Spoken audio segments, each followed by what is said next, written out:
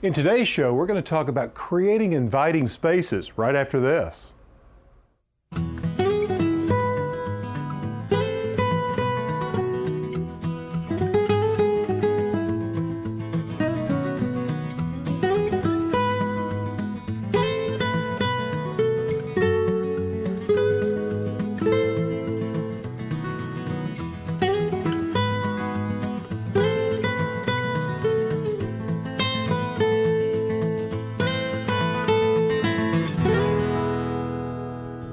Hi, I'm Alan Smith. Welcome to the show.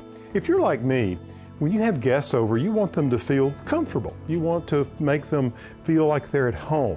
And so we always try to do, at the farm in particular, special things sometimes to make those spaces or those experiences really pleasant. So in today's show, I thought we'd look at some beautiful outdoor spaces. I've got a great little project here that takes something ordinary and turns it into something extraordinary. We're also going to visit New York to learn about a few small trees and shrubs for small spaces. Plus, a friend of mine is going to give us a tour of a beautiful parterre garden. Now, back at the farm, the cottage kitchen is finally complete, and we'll learn about the installation of those beautiful granite countertops. Plus, I'll answer viewer questions on container gardening and show you how to make this easy and delicious summer recipe. And then we're going to jump in the middle of this project, so don't go away. I often hear people say, you know, I'd love to garden, but I really don't have the space or the time. Well, you know, you don't have to have a lot of space to have a beautiful, inviting area, such as a balcony. You can take that and transform it into your own little paradise. On a recent trip to New York, I had a chance to visit the Starkie brothers' nursery. Jim Markham showed me some of the many different small trees and shrubs that are perfect for that smaller garden setting. You know, Jim, it's just amazing the variety you all have here, and particularly of these miniature plants. They're really beautiful. They are. They're very beautiful, and there's a lot of new things that come out every year, so we're always looking for new and exciting and different things. Yeah. Well, I think for a lot of gardeners, the size of the garden space is coming down. You know, folks are downsizing, maybe want to cut back on gardening. Small spaces can be very attractive. They can be, and sometimes it's a lot easier to maintain, and certainly even initially getting things healed in or dug in when there are smaller containers and smaller plants. You know, it's a nice little effect without as much hard physical labor. That's right, yeah. Well, you know, it seems like the plant breeders have sort of heard what the public want, and with some of these smaller plants like that dwarf white pine.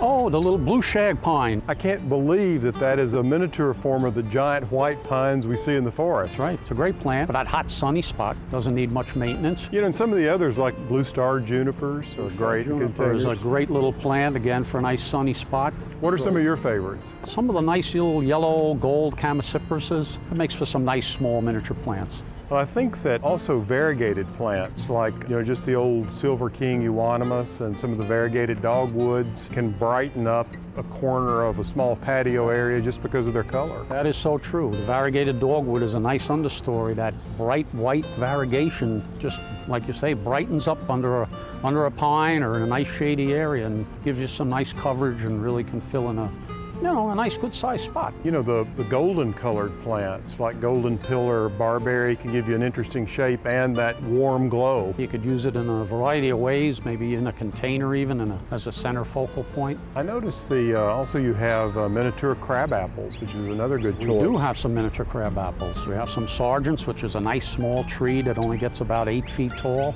So if you have that small patio space, that's an ideal item. You get that spring bloom and the autumn fruit. Beautiful spring bloom. Well, clearly, Jim, there's no end to the variety that you can have for permanent color and texture in the way of shrubs and trees in a small garden. Today's garden center has a tremendous assortment to choose from. But I want to show you some things inside to finish off that outdoor room, some accents and accessories. I'd love to see it. Let's go. Okay. Alan, let me show you some of the other items in here. Look at this. It's amazing. All these trellises and accessories. I mean, you could really deck a place out. All the containers, my gosh. This is great. And look at this. This is a nice big 32-inch pot. You can make a nice dramatic display with something. You certainly can. You know, I think that this idea of gardening on the vertical, taking a blank wall, a fence or something like that, and taking advantage of that space makes a lot of sense. It does, and it makes a dramatic statement. something because you are going vertical instead of spreading out this way. Yeah. Well, the nice thing about container gardening is you can buy the amount of soil that you need, and it's already prepared for you, and it's the best type of mixture. When it has the proper blend of even some of the mycorrhizae, some of those good fungi that are in there that really help the plants grow, that's another advantage of some of these soils. Right, we like to use this Pro Mix for the containers. Yeah, I use it as well. It's great stuff. Chunky mix. It's got enough perlite in it to add that drainage and keep the soil loose. Yeah. And the plants perform great in it. Get the soil right. That's the first thing. It doesn't matter if you're doing a large garden, a small garden, containers or beds, whatever. You don't want to skimp on it. You're able to pick out the beautiful flowers and the things you want to go in there. You don't want to skip on the soil. That's the most important thing. Yeah. Okay, now when we come back, I'm going to let you in on what I'm doing here. Plus, we're going to take a look at a beautiful little parterre garden. So stay tuned. You know, it's always fun to have parties and people out to the farm. And sometimes a galvanized container like this is perfect, particularly for that rural setting. But let's say you're getting ready for a wedding, or the galvanized look just doesn't work for you, but you need something to put drinks in. What I've done here is taken this particular galvanized container and begin to cover it with moss. I'm not quite finished yet. And it's really easy to do. You start with sheet moss and the spray-on adhesive. Let me show you how this works. You spray a little bit like this, and then before it dries, I like to start at the bottom and work my way up to the top, like this. And all you do is go around from one side to the next, taking one and then moving it around and just layer the moss and it'll stick right to this. You get this all done and it's really quite beautiful. Let me turn it around so you can see here. You can decorate it any way you like. If you're having some sort of bridal affair, you could do whatever the theme color ribbon or flowers that you want around the edge, or if it's some sort of graduation party, you can decorate it as much or as little as you like. One of my favorite places to visit is Southampton, a beautiful town on Long Island in New York. I have a great friend there, Elizabeth Lear. She's a landscape designer and a very talented one. On a recent visit, she gave me a tour of this beautiful parterre garden and the labyrinth designed for meditation.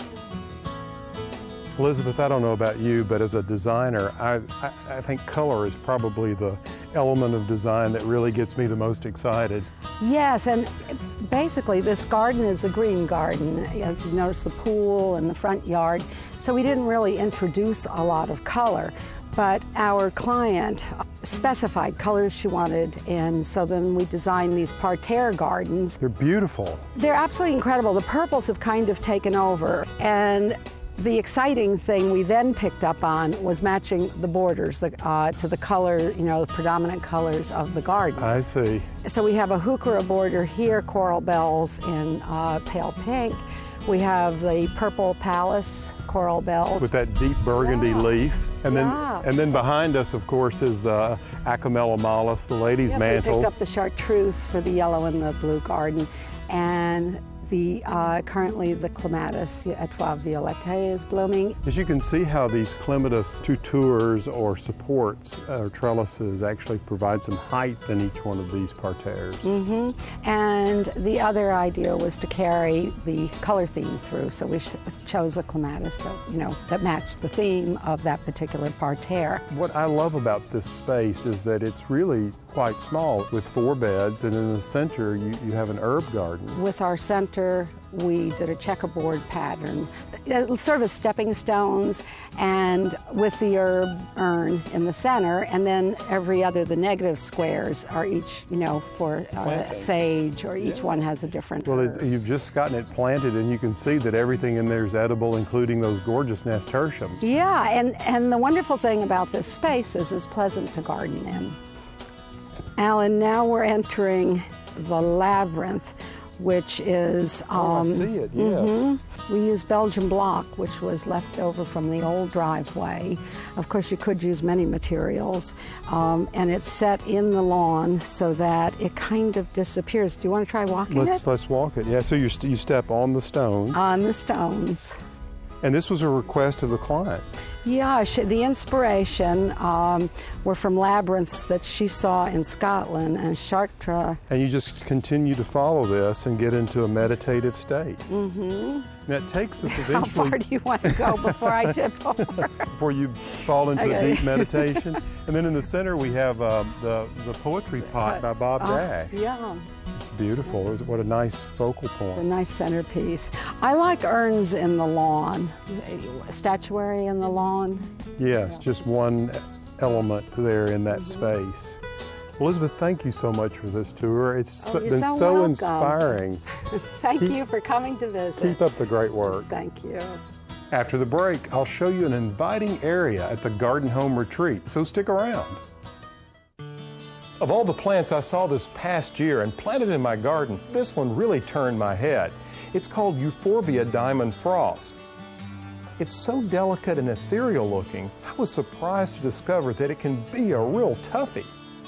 Initially, I planted it in a mixed container, using it as a filler, like baby's breath or lantana. Then I grouped several plants together in mixed borders and found they added a certain effervescence with their frothy blooms. One of my favorite places at the Garden Home is inside the summer kitchen, or sometimes called the cottage kitchen. You see, it's an area that's meant to be inviting, and just recently, construction has been completed. Terry Gheta, owner of Classic Marble and Granite, tells us about the installation of the countertops that give this space such warmth. Come on in here, Cathy and Terry. I want you to see this kitchen. It's finally finished. You know, you remember the days when we were trying to get all this pulled together. It was wild. It was just chaotic with everybody crawling all over each other. It was crazy. There were so many people in here. That's a day we'll remember.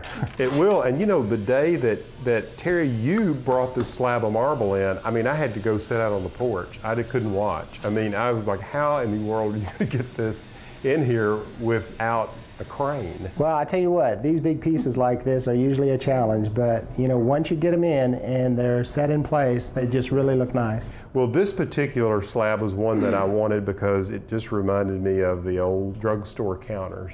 This kitchen has gotten so much use since you all were here, because I can't tell you how many recipes we've trialed in here. And I've noticed if you look across it that you see some little marks that we can't quite get out. I just wondered if that's something we've gotten on it or if there's something we should be applying to it. One of the things about toning the material, especially marble, sometimes you may get something that may leave a little scuff or rings or something like that, and it's real simple to take out. You could just take some fine sandpaper and just take it and put it on a block of wood, just kind of buff it out a little bit. Okay. And that'll take the rings out. It's almost hard to beat because it gives you that kind of old ice cream parlor look. Yeah, and it's soft to touch too. And you know, the Danby that we used on the countertops around the kitchen, I haven't seen that same effect where we get the little rings. I've been very careful to use chopping blocks when I use this as a surface to work from. Well, like anything of quality, you want to take care of it, you know, and it's such a beautiful piece of rock, and that's really what it is. It is. It's a one-of-a-kind, gorgeous piece of stone. And that's the uniqueness of it. So, you know, something like this can really accent a kitchen. It can just really bring the beauty of a piece of natural stone into a kitchen that gives it just a different look completely. Well, from an aesthetic standpoint, I think that we really hit the mark. Everyone who sees this kitchen not only loves it, they want to cook in it. So it's getting lots That's the key. And I like that. I like lots of good help in the kitchen. Yeah, that's right. So thank you very much for helping us pull all this together. It's just beautiful. You're welcome. Okay, now it's time to take a look at some viewer questions. Today I have a question from Angela in Louisiana, and she writes, Alan, I'd like to place several planted containers around the entrance of my house. Are there any tricks of the trade when it comes to growing plants in pots? Well, Angela, there are a few basic things that I think will help you. Clustering several containers together will certainly make a striking focal point to the entrance of your home. You'll find that larger containers will need to be watered less frequently. Of course, that depends to some degree what you have planted in them. A greater volume of soil will obviously retain more moisture than a smaller volume of soil, and it gets really hot in Louisiana. Now, since the sun is intense, you may want to move the plants into some shade for a little relief. You see, many plants that require full sun are actually very happy in partial sun or dappled shade where the light isn't so intense. Now let's talk about soil for just a moment. You want to make sure that you use a soil mix that is blended for containers.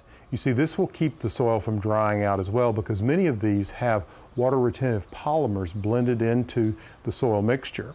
You also want to make sure that you put saucers under the containers because that will really help you retain moisture. One last thing, Angela, when it comes to feeding your plants in containers, remember, a light feeding more frequently makes more sense than feeding them every 2 or 3 weeks. So a dilute solution of a liquid fertilizer is preferred on a regular basis. Well, Angela, I hope those tips are helpful to you. Good luck on your project. Now, before we close the show, I've got to share that delicious recipe with you, so stay tuned. I'll be right back. I don't know about you, but when summer comes on, I try to plant lots of tomatoes because I love them any way you serve them. I have a classic tomato sandwich recipe to share with you. You know, it's really good with those big beefsteaks or brandywine tomatoes. To create the tomato sandwich that I love to eat in the summer, it's very simple. You just start by peeling one large slicing tomato and cut it into thick slices. Now, some people skin their tomato first, but I eat the skin and everything. Now place the slices on a plate and sprinkle them with some salt and pepper. Go ahead and set aside for a few minutes just so the juices will draw. Now while you're waiting on the tomatoes, you can lightly toast the bread. Now I prefer a whole grain, but you know, it's really about the tomato, so just about any bread lightly toasted will work. Next, you want to be generous and spread a layer of mayonnaise over the pieces of bread and add the tomatoes with some fresh basil leaves. Top the remaining piece of bread and you're ready to have a great sandwich. Well, that's all the time we have for today's show. I hope you've enjoyed it as much as I have. Any of the information that you saw in the show, like this project or that sandwich, I know it's easy, but hey, it's really great. Check out my website, pallansmith.com. Until next time, from the garden, I'm Alan Smith.